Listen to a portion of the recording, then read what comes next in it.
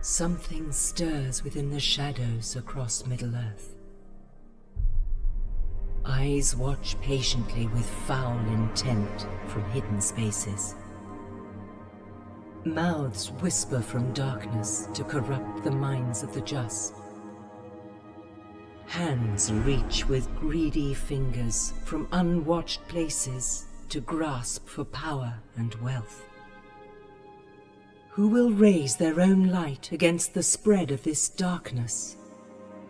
Who will stand against the unknown danger that creeps ever closer? To where shall we look for heroes?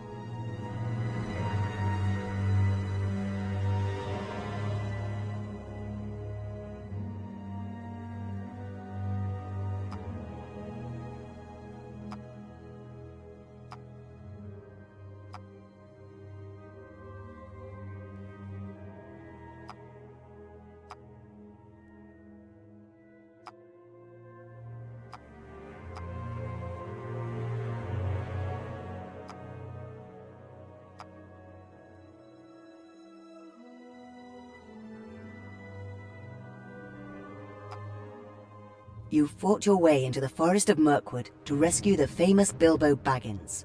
After fighting spiders and bears and meeting a strange creature by the name of Smeagol, you arrive at a ruined structure deep in the forest. The old ruin operates as a staging point for mysterious slave caravans managed by a host of orcs. You believe the old hobbit is imprisoned in the tower. You manage to sneak into the structure, but without warning you are betrayed by Smeagol. Triggering an ancient mechanical trap, the contemptible creature drops you into a rancid basement. Knocked unconscious by falling debris, you finally come to your senses. Ulfthek's room is as dark as his mood. He tears into the cold meat, juices gushing down his scarred jaw. Things are afoot the great orc cannot explain. Attacks in the forest, a ravaged patrol, the storage room mysteriously emptied.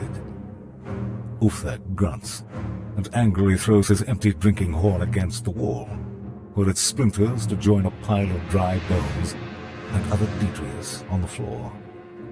Breathing heavily from climbing the stairs, Ulfthek's mewling steward, Slaggid, worms his thin frame into the room.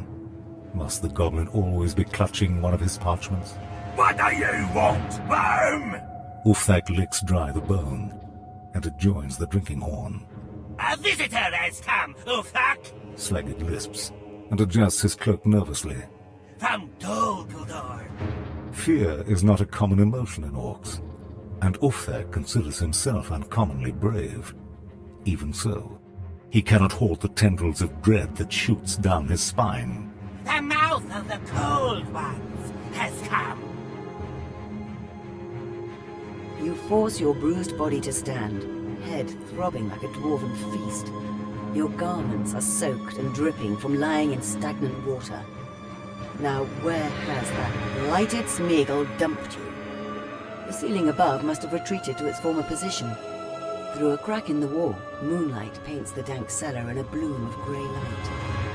Your feet splash as they move, for the nearby swamp has laced its way into the tower's foundations. Stale water and light-starved cattails fill most of the cellar. White tadpoles skitter about in the water, and thin lizards bob their heads on the slimy walls. The far end of the cellar is hidden in shadow. Did the shadow just move? It rolls and ripples before emerging into the moonlight. It's not a shadow at all, but some vast slug. It extends its beer moth head and eye tentacles towards you, snorts a drizzle of fetid saliva, and proceeds to tug its enormous body under itself. It seems to have made up its mind. You are food. We must trust to such weapons as we have. I will go and look on the halls of Durin. I do not fear the dead.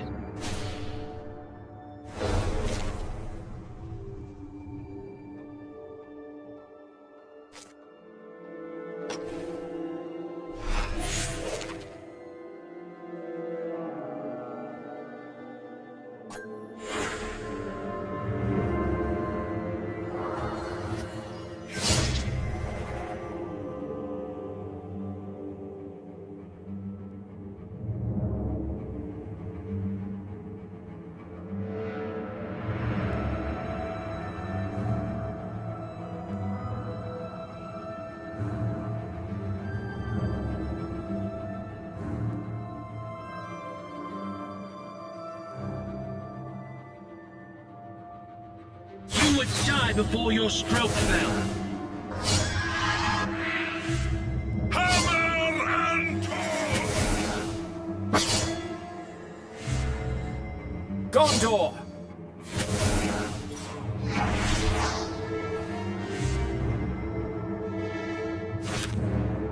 Follow me!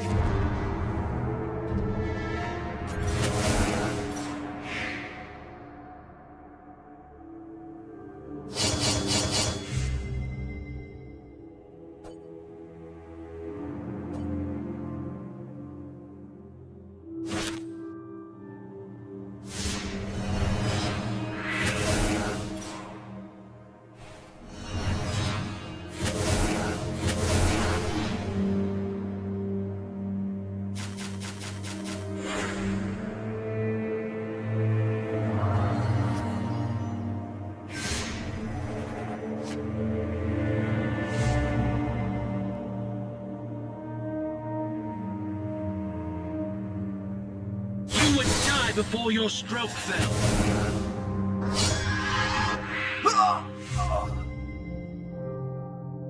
Gondor!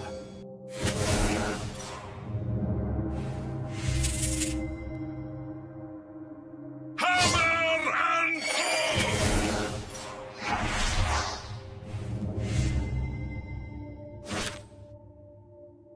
There is nothing like looking if you want to find something.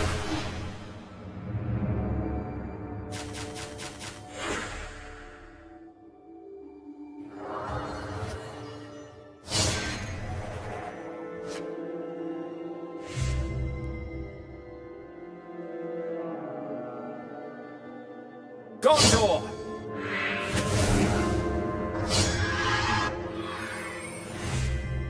hammer and tongs! You would die before your stroke fell. The Shire!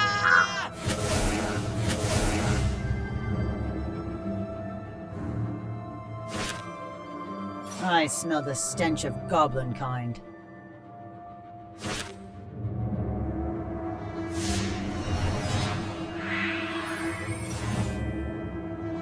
The enemy is upon us!